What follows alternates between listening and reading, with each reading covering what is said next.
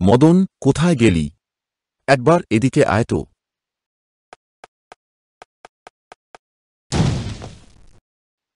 বাবু, আপনি কি আমারে ডাকতেছিলেন? অনেকক্ষণ ধরে একটা কবিতা নিয়ে পড়ে আছি। প্রথম লাইনটা লেখা হয়ে গেছে, দ্বিতীয় লাইনটা নিয়ে খুব মুশকিলে পড়েছি। কিছুতেই পেটে আসছে তো মুখে আসছে না। কি করি বল তো? কি কবিতা বাবু? আমারে একবার বলেন তো। কবিতার প্রথম লাইনটা হল, কপাল ভাসিয়া যায় নয়নের জলে। এর সঙ্গে ছন্দ মিলিয়ে কি লেখা যায় বল দেখি। দাঁড়ান বাবু, একটু ভেবে দেখি। পেয়ে গেছি বাবু। লিখে দিন।